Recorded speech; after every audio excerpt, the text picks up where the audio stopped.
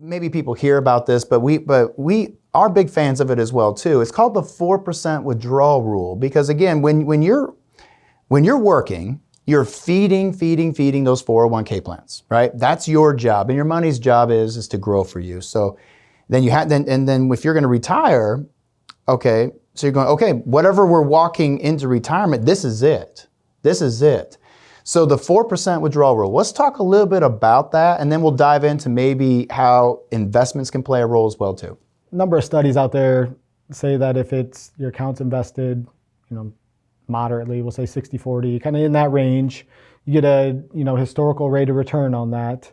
You can take 4% of your account and it'll last out 20, 25, 30 years. Sure. And so on $1 million, 4% rule, $40,000 a year, it's getting you, $3,300 a month. Right. But when we're looking at withdrawal rates, the withdrawal rate becomes a hurdle rate, so you're not depleting your account. Right.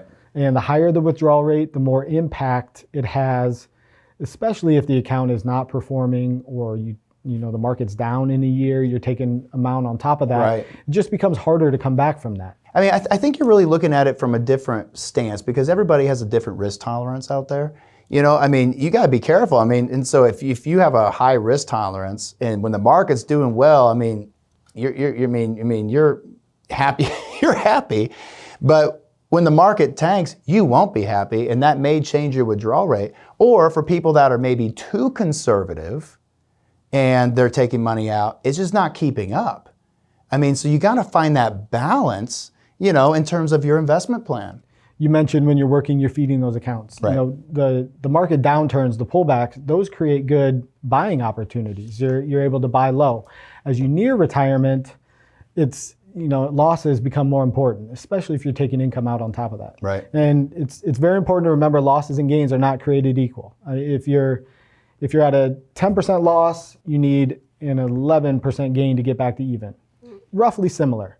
As the losses get bigger, the gain needed to get back to even becomes larger. So if you're out there, you have a 20% loss, you need a 25% gain to get back to even. Yeah, I want to talk about this. This is a nice little article here from Hartford Funds, where it kind of dives into if you had 100,000. So you just talked about, okay, we're down 20, you got to make 25, right? So let's say you're down 30%. Let's talk about that one. Yeah, you need 43% to get back to even. That's just, that becomes a problem. You go bigger than that, you lose 50, you got to double it.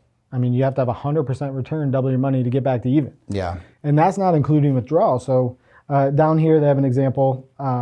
You'd taken a 4% withdrawal rate, and the different gain or the different loss scenarios here show how much cumulative gain during that window you need to make to get back to even. That's a good point. So you're taking 4% withdrawals, and within that 5-year window, you have a 10% loss, cumulative gain. You have to make 43% to get back to even. You have a 30% loss on top of those withdrawals. You're looking at a 100% gain, cumulative gain over that time period to get back to even.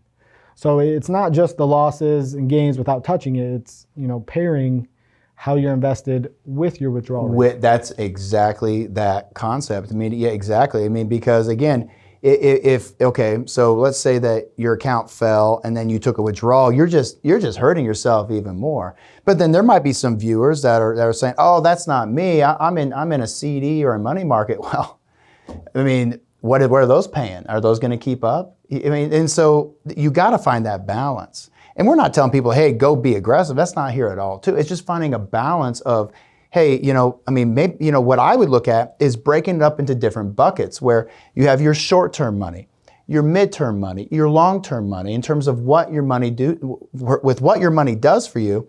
Because again, Tommy, money, all it is a means to get us somewhere, right?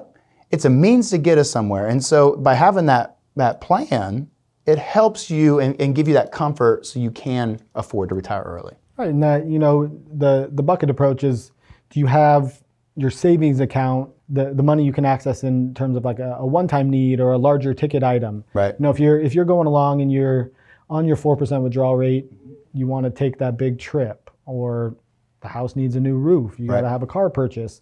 Is there money that you have set aside that's not going up and down with the market that you can access should the market be down. I mean, if your account's growing, it's going up, you take a little profit. But when the market's down, you take a big distribution, and it takes that much more to get back to you.